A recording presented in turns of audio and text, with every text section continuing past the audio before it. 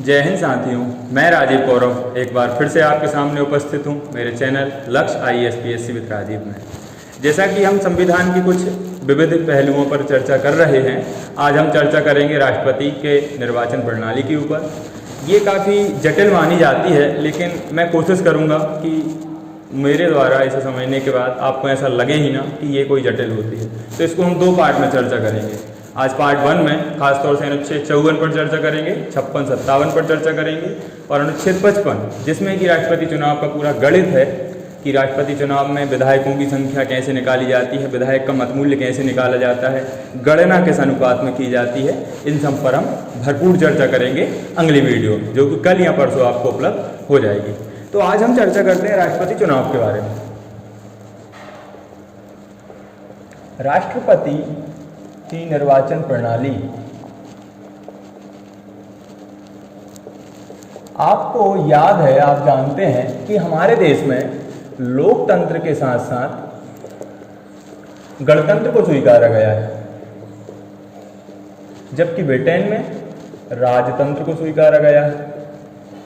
ठीक, लोकतंत्र तो आप जानते हैं, जनता का जनता के लिए, जनता द्वारा। खासतौर से जनता का ना कहकर यदि हम वयस्कों का कह दें तो ज़्यादा उचित रहता है। गणतंत्र क्या होता है? गणतंत्र का अर्थ होता है head of the state is elected. Head of the state is elected मतलब जो राष्ट्र का प्रधान है वो चुना हुआ होना चाहिए जनता द्वारा। ठीक है। और राजतंत्र का अर्थ होता है, अर्थात राजतंत्र में जिनके पिताजी राजा थे उनके पुत्र राजा होंगे, फिर उनका आने वाला परिवार में जो भी पुत्र या पुत्री होगी वो शासन के प्रमुख होंगे। इस तरीके से ब्रिटेन में अपनाया गया है राजतंत्र को और भारत ने स्वीकारा है गणतंत्र को, जो कि अमेरिका के मॉडल से हमने लिया है। Head of the state is elected, यहीं से हमारी बात शुरू होगी। क्या मतलब होता है head of the state is elected का? अर्थात हमारे देश में जो राष्ट्रपति महोदय होते हैं उनका चुनाव किस प्रकार होता है? चुनाव होता है अप्रत्यक्ष रूप से। यहाँ पर 3 बातें आपको समझने लायक हैं। पहली बात है कि राष्ट्रपति महोदय देश के प्रथम नागरिक होते हैं, देश का प्रथम नागरिक।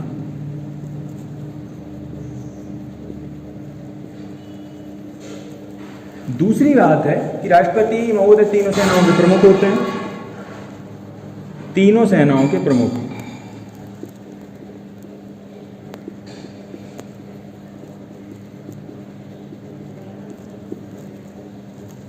ठीक है। और इसमें तीसरी बात है कि देश की अखंडता का प्रतीक होते हैं। ये सबसे महत्वपूर्ण है, राष्ट्रपति महोदय देश की अखंडता के प्रतीक होते हैं।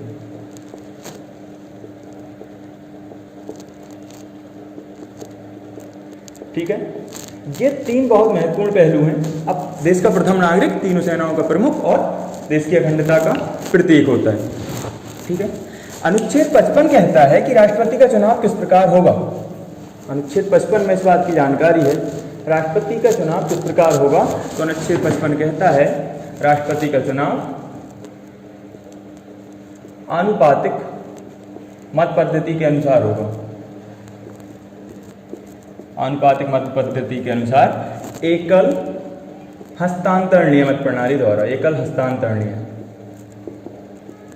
अब यहाँ पर कुछ किताबों में एकल संक्रमणीय लिखा मिलता है, रोग जैसा लगता है कि राष्ट्रपति महोदय कोई रोग हो गया हो, संक्रमण हो गया हो, जबकि एकल हस्तांतरणीय ज़्यादा अच्छा शब्द है, हिंदी का अच्छा खासा शब्द है, इसका ही आप प्रयोग करें तो ज़्यादा अच्छा रहता है। ठीक है। आगे हम देखते हैं राष्ट्रपति महोदय के चुनाव का कार्यकाल क्या होगा। भाई एक राष्ट्रपति महोदय हट जाएंगे तब दूसरे राष्ट्रपति महोदय आएंगे, तो इनका कार्यकाल होता है 5 वर्ष। ठीक है। और जैसे ही इनके 5 वर्ष पूरे होते हैं अगला राष्ट्रपति आ जाता है। अगले राष्ट्रपति महोदय का इनके कार्यकाल से पहले निर्वाचन हो जाता है और हम कहते हैं 25 जुलाई को 1977 में जो संजीवन रेड्डी थे उन्होंने 25 जुलाई को शपथ ली थी। तब से एक परंपरा बन गई है कि 25 जुलाई को राष्ट्रपति महोदय सभी शपथ लेते हैं हमारे यहाँ। इस बार भी कोविंद जी ने 25 जुलाई को ही शपथ ली थी। उसके बाद सबसे महत्वपूर्ण हमारा जो विषय है कि अभी तक राष्ट्रपति महोदय कितने राष्ट्रपति रह चुके हैं। एक मैं आपको ट्रिक बता देता हूँ, हालांकि ट्रिक पर मैं ज़्यादा विश्वास नहीं करता, लेकिन ट्रिक आप समझ लीजिए। एक ट्रिक के माध्यम से आपको पूरे राष्ट्रपति महोदय याद हो जाएंगे। ठीक है। आप लिख सकते हो राजेंद्र की राधा, जाकिर गिरी, फखरुद्दीन रेड्डी की जेल में। फखरुद्दीन रेड्डी की जेल में। वेंकट दयाल नारायण की कलम से, वेंकट दयाल नारायण की कलम से प्रतिभा निकली प्रणब को। ये फॉर्मूला यदि आपने याद कर लिया, क्योंकि बहुत सारे एग्जाम में इनका क्रम पूछ लिया जाता है, किसके बाद कौन राष्ट्रपति थे, प्रतिभा निकली प्रणब को।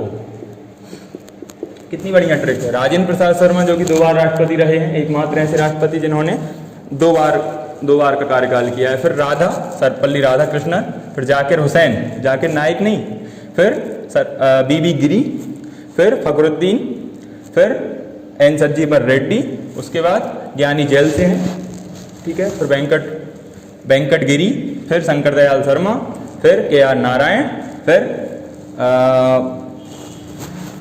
कलाम हमारे राष्ट्रपति महोदय का जिनका नाम था, उसके बाद प्रतिभा देवी सिंह पाटिल, उसके बाद प्रणब मुखर्जी और कोसे कोविंद, ठीक है।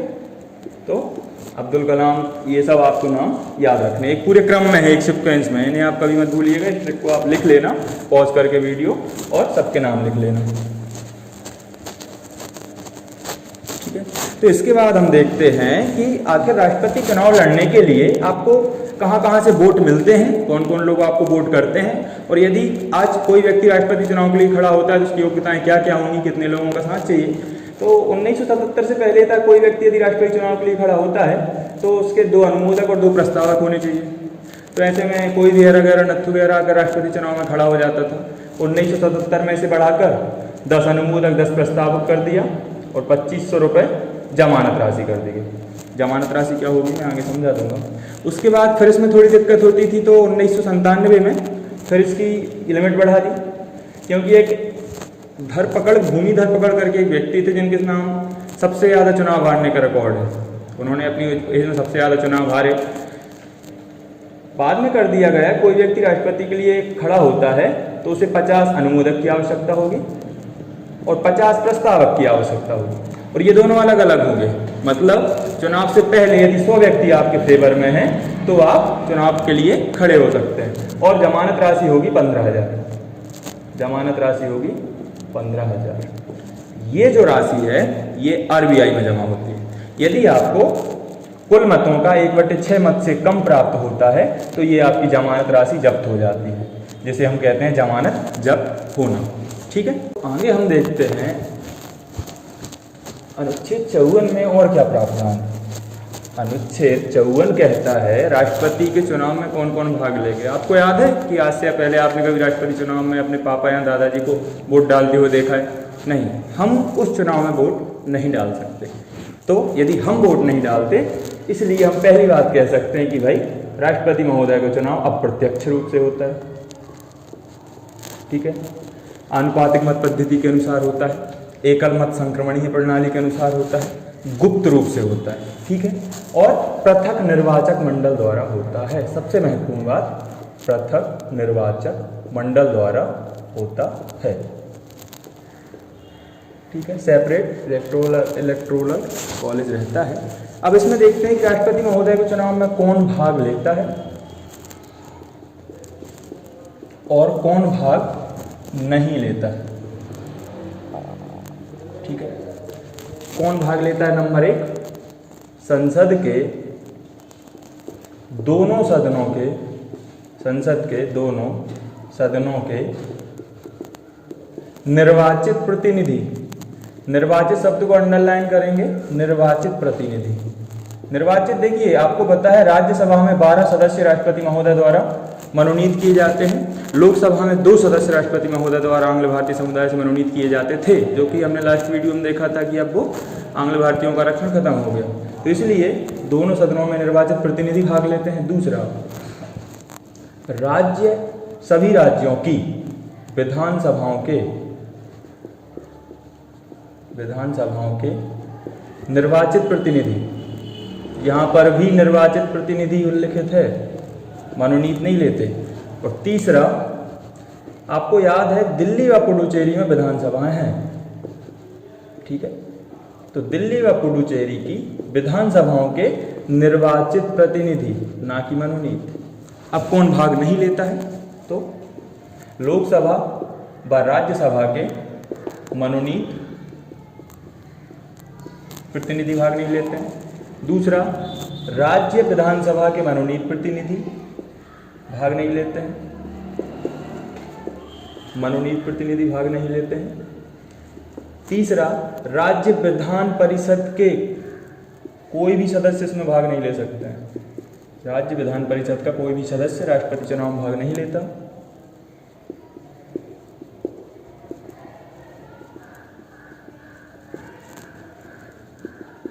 भाग नहीं लेता, ठीक है।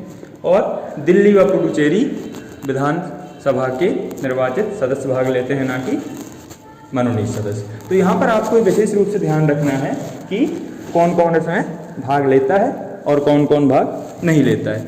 नेक्स्ट देखते हैं आगे क्या होता है। निर्वाचन प्रणाली क्या है? अनुच्छेद 55 जो विशेष रूप से उल्लेखित करता है कि निर्वाचन की प्रणाली क्या होगी। तो अगली वीडियो में हम इसका गणित समझेंगे। थोड़ा सा गणित समझने के लिए हमें समय चाहिए, इसलिए इस वीडियो को ज़्यादा लेंथी ना करते हुए हम इस पर चर्चा नहीं करेंगे। अब हम बात करते हैं अनुच्छेद 56 की। तो मैंने बता दिया, अनुच्छेद 56 आर्टिकल 56 कार्यकाल बताता है। राष्ट्रपति महोदय का कार्यकाल 5 वर्ष होता है। कोई भी व्यक्ति, हमारे देश में ऐसा नियम है, संविधान में लिखित है कि कोई भी व्यक्ति कितनी भी बार राष्ट्रपति बन सकता है। कोई भी व्यक्ति से मेरा तात्पर्य जो उसके लिए योग्य है उस पर हम चर्चा करेंगे। लेकिन अभी तक मात्र राजेंद्र प्रसाद जी ऐसे व्यक्ति हुए हैं जिन्होंने 2 बार अपने पद पर कार्य किया है, राष्ट्रपति पद पर। क्योंकि उसके बाद तीसरी बार वो होना चाहते थे, नेहरू जी से कुछ विवाद के कारण नेहरू जी संविधान में संशोधन करा देना चाहते थे। तो उन्होंने स्वेच्छा से कहा कि संविधान में संशोधन करने की कोई आवश्यकता नहीं है, मैं अपनी स्वेच्छा से केवल अपना पद त्याग कर दूंगा, मतलब अगली बार इस निर्वाचन में खड़ा नहीं होऊंगा, ठीक है। तो तब से एक परंपरा बन गई है। मैंने आपसे कहा था पहली वीडियो में कि संविधान का मतलब उसमें परंपराएं भी शामिल होती हैं। तो ये परंपरा है कि कोई व्यक्ति एक से अधिक बार राष्ट्रपति नहीं बनता है, ठीक है। अभी हमने चर्चा की कि भाई 1977 के बाद से 25 जुलाई को ही राष्ट्रपति महोदय शपथ लेते हैं। इस बारी 25 जुलाई को ली, ठीक है। अनुच्छेद 57 जो कहता है, आर्टिकल 56 राष्ट्रपति के पुनर्निर्वाचन की योग्यताओं के बारे में बताता है, ठीक है। अनुच्छेद 58 आर्टिकल 58 अनुच्छेद 58 क्या कहता है? राष्ट्रपति की निर्वाचन की योग्यता के बारे में जानकारी देता है। निर्वाचन की योग्यता, क्या योग्यताएं हैं? पहली योग्यता, एक व्यक्ति राष्ट्रपति के लिए खड़ा हो सकता है जिसकी उम्र 35 वर्ष से अधिक हो। दूसरी योग्यता, वह लोकसभा का सदस्य बनने योग्य हो, लोकसभा का सदस्य बनने की योग्यता रखता हो। तीसरी, वह केंद्र सरकार, राज्य सरकार, स्थानीय सरकार या किसी प्राधिकरण में लाभ के पद पर ना हो। इस पर एक अलग से वीडियो बनाई जाएगी, लाभ का पद क्या होता है, बड़ा उलझाऊ है ये भी। तो लाभ के पद पर ना हो, ठीक है। और देश का नागरिक होना चाहिए। सबसे पहली विशेषता तो यही है कि भाई वह देश का नागरिक होना चाहिए, ठीक है। फिर और कुछ उल्लेखित चीजें हैं कि जनप्रतिनिधित्व अधिनियम में भी कुछ चीज़ों का उल्लेख है कि क्या क्या होती है, दिवालिया ना हो, पागल ना हो, बहुत सारी चीज़ें। लेकिन ये संविधान में उल्लेखित इन चीज़ों का आप विशेष रूप से ध्यान रखोगे, ठीक है। अब हम बात करते हैं राष्ट्रपति महोदय जो होते हैं, शपथ कौन दिलाता है? ऑथ, जैसे हम इंग्लिश में कहते हैं, ठीक है। तो अनुच्छेद 60 आर्टिकल 60 ये बताता है कि राष्ट्रपति महोदय को शपथ कौन दिलाता है। प्रायोरिटी दी जाती है सुप्रीम कोर्ट के चीफ जस्टिस ऑफ इंडिया, राष्ट्रपति महोदय को शपथ दिलाते हैं ऑथ, ठीक है। यदि सीजेआई अनुपस्थित हैं तो सुप्रीम कोर्ट का वरिष्ठतम न्यायाधीश राष्ट्रपति महोदय को शपथ दिलाता है। शपथ दिलाई जाती है पद व गोपनीयता की। किसी अच्छी किताब में लगभग शपथ दी रहती हैं, आप उस शपथ को पढ़ लीजिएगा, एक बार मोटा अंदाजा आपको हो जाएगा। तो एक बात और आती है कि कई बार राष्ट्रपति महोदय बीमार हो जाते हैं या बीच कार्यकाल में पद त्याग दे दें या फिर उनका देहांत हो जाए, तो फिर अगले राष्ट्रपति के लिए निर्वाचन होता है, या फिर उपराष्ट्रपति महोदय को राष्ट्रपति बना दिया जाता है। तो जब उपराष्ट्रपति महोदय राष्ट्रपति बनते हैं या फिर उपराष्ट्रपति महोदय भी अनुपस्थित हैं तो सुप्रीम कोर्ट के चीफ जस्टिस को राष्ट्रपति बना दिया जाता है। सुप्रीम कोर्ट का चीफ जस्टिस भी अनुपस्थित है तो सुप्रीम कोर्ट के वरिष्ठतम न्यायाधीश को राष्ट्रपति पद के लिए कार्यकाल दे दिया जाता है जब तक कि ये राष्ट्रपति फिर से लौट कर नहीं आते, या फिर ऐसी समस्या हो जाती है कि तबीयत खराब है या कुछ समय के लिए बाहर चले गए तो ऐसे में ये कार्यकाल लेते हैं। लेकिन उस बीच में इनको क्या करना पड़ेगा, जो भी राष्ट्रपति पद के लिए बैठेगा उसे राष्ट्रपति पद की शपथ लेनी पड़ेगी, उसे वही सेवाएं और भत्ते मिलते हैं जो कि राष्ट्रपति महोदय को मिलते हैं। ठीक है, तो आज के लिए इतना ही। अगली वीडियो में हम चर्चा करेंगे राष्ट्रपति निर्वाचन की गणित की, फिर उससे अगली वीडियो में उन पर महाभियोग और उनकी वीटो पावर्स के बारे में जानकारी, अध्यादेश कैसे लागू करते हैं, इन सब के बारे में जानकारी एक एक वीडियो में हम प्रोवाइड करते जाएंगे। तो इस तरीके से पूरा राष्ट्रपति आपका कवर हो जाएगा। धन्यवाद, जय हिंद। अधिक से अधिक सहयोग करते रहिए। धन्यवाद।